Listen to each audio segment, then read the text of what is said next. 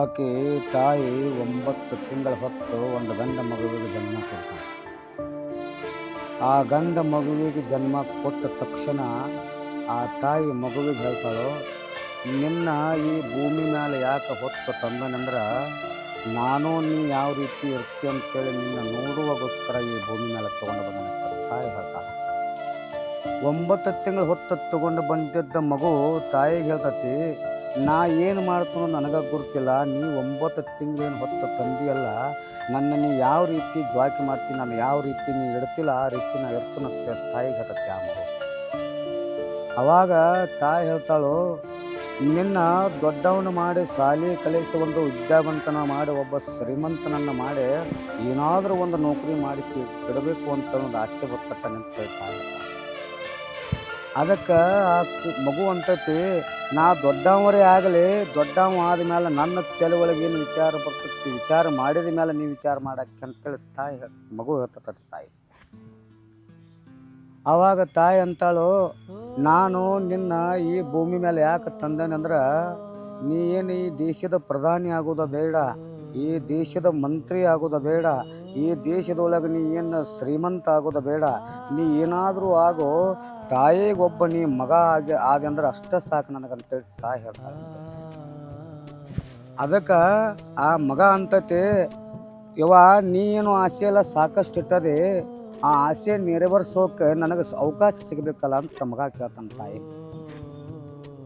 ಅದಕ್ಕೆ ತಾಯಿ ಹೇಳ್ತಾಳು, ನೀ ಏನಾಗ್ತೀವೋ ನನಗೆ ಗೊತ್ತಿಲ್ಲ, ನೀವು ಒಬ್ಬ ಮನುಷ್ಯ ಆದಿ ಅಂದ್ರೆ ಅದನ್ನು ನೋಡಿ ಸಂತೋಷ ಪಡೋಕೆ ನಾನದನಿ, ಮತ್ತಾರು ಸಂತೋಷ ಪಡಂಗಿಲ್ಲ ಅಂತ ತಾಯಿ. ಅವ ದೊಡ್ಡವಾಗಿ ಬೆಳೆದು 18 ವರ್ಷ ಏಜ್ ಆಕತಿ. ಮಗ ತಾಯಿನ ಕೇಳ್ತಾನೋ, ಯವ್ವ ನನಗೆ ಲಗ್ನ ಮಾಡು ಅಂತ ಕೇಳ್ತಾನೆ. ಅವಾಗ ತಾಯಿ ಅಂತಾಳು, ನೋಡಪ್ಪ ಇನ್ನ ನಿನಗೆ ಬುದ್ಧಿ ಕಮ್ಮತಿ, ಈಗ ಸದ್ಯದೊಳಗೆ ನಿನ್ನ ನಾ ಲಗ್ನ ಮಾಡೀನಿ ಅಂದ್ರೆ ನನ್ನ ನೀ ಬಿಟ್ಟು ಹೋದಂದ್ರೆ ನಾ ಯಾರನ್ನ ಕೇಳಲಿ ಅಂತ ತಾಯಿ ಕೇಳ್ತಾಳೆ. ಮಗ ಅಂತಾನು, ಇಲ್ಲ ನಾ ಏನು ನಿನ್ನ ಬಿಟ್ಟು ಹೋಗೋದಿಲ್ಲ, ನೀ ಪಟ್ಟಿರುವ ಆಸೆಗಳೇನದಾವಲ್ಲ ಆ ಆಸೆಗಳನ್ನು ನೆರವೇರಿಸೋಗೋಸ್ಕರ ಯಾಕೋದಕ್ಕೆ ನೀ ನನ್ನ ಲಗ್ನ ಮಾಡು, ನೀ ನನ್ನ ಲಗ್ನ ಮಾಡಿದ ಮ್ಯಾಲೆ ನಾ ಹೆಂಗಿರ್ತಾನೋ ನೋಡಕ್ಕೆ ಅಂತೇಳಿ ತಾಯಿನ ಕೇಳ್ತಾನೆ. ಆವಾಗ ತಾಯಿ ಅಂತಾಳು, ಅಲ್ಲೋ ನಾನು 20 ವರ್ಷ ಮ್ಯಾಲೆ ಆದ್ಮೇಲೆ ನಾನು ಲಗ್ನ ಆಗೇನಿ, ನೀ 18 ವರ್ಷಕ್ಕೆ ನೀ ಲಗ್ನ ಕೇಳಿ ಅಂದ್ರೆ ನಾ ಎಲ್ಲಿ ಹೆಣ್ಣು ತಂದು ಹುಡುಕಿ ನನ್ನ ಲಗ್ನ ಮಾಡಿ ಅಂತ ಕೇಳ್ತಾನೆ. ನಾನು ಈಗ ಸದ್ಯ ನೀ ನನ್ನ ಲಗ್ನ ಮಾಡಲಿಲ್ಲ ಅಂದ್ರೆ ನಾ ಯಾರನ್ನಾರ ಕರ್ಕೊಂಡು ಓಡಿ ಹೋಗ್ಬಿಡ್ತೀನಂತ ಮಗ ಆತಾನ ತಾಯಿಗೆ. ಅವಾಗ ತಾಯಿ ಅಂತಾಳು, ನೀ ಎಲ್ಲಾರು ಓಡಿ ಹೋದಂದ್ರೆ ನಾ ಏನು ಜೀವಂತ ಇರ್ತೀನಿ ಅನ್ನಂತ ಕೇಳ್ತಾಳೆ ಮಗನ.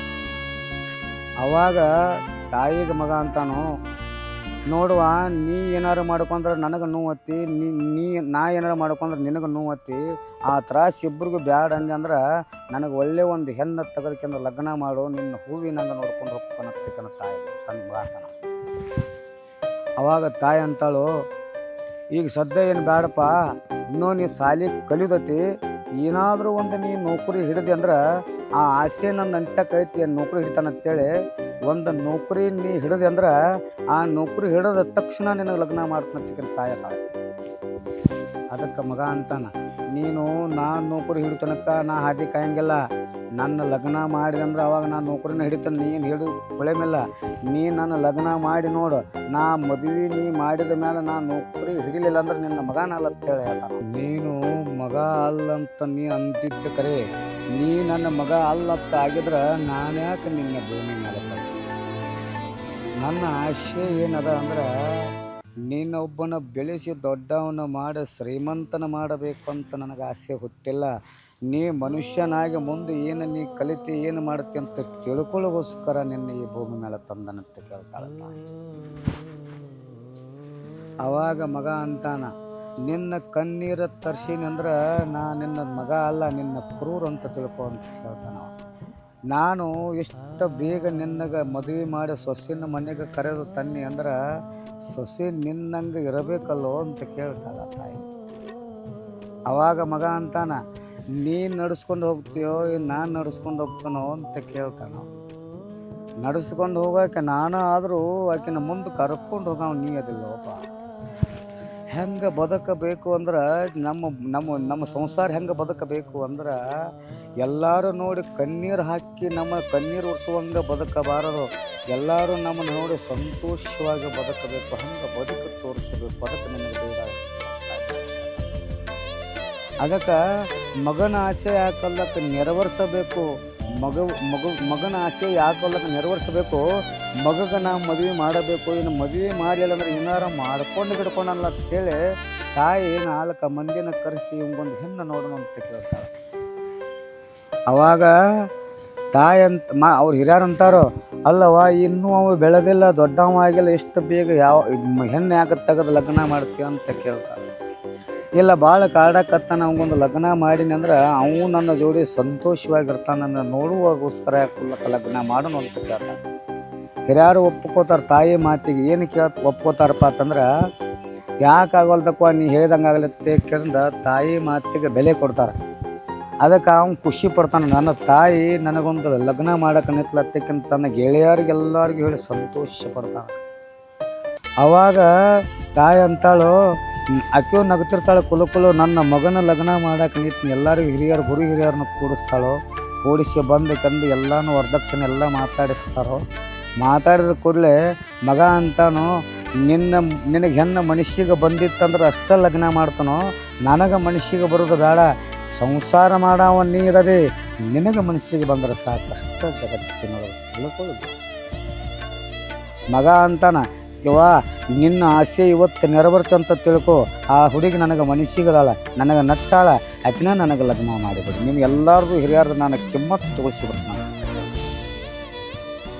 ಯಾಕಾಗಲ್ದಕ್ಕಂದ ಅಕ್ಕಿನ ಲಗ್ನ ಮಾಡ್ತಾರೋ. ಅವನದು ಇಬ್ಬರದು ಲಗ್ನ ಮಾಡಿ ಕೆರೆಯಿಂದ ಸೊಸೆನ ತೊಗೊಂಡು ಬರ್ತಾರೆ. ಕರ್ಕೊಂಡು ಬಂದು 4 ದಿವಸ ಸರಿ ಇರ್ತಾಳೆ ಸೊಸೆ ಅತ್ತಿ ಜೋಡಿ.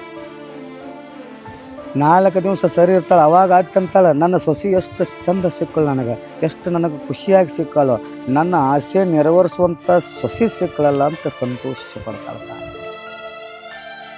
ಮಗ ಅಂತಾನು, ನನ್ನ ತಾಯಿ ಹಾಕಿದ ಗೆರೆ ದಾಟಬೇಡ, ಯಾಕಂದ್ರೆ ಆಕೆ ನಾ ಹಾಕಿದ ಗೆರೆ ದಾಟಿಲ್ಲ, ಅದಕ್ಕೆ ನೀನೂ ದಾಟಬೇಡ. ಮಗನೂ ಹೆಂಡತಿಗೆ ಹೇಳ್ತಾನೆ.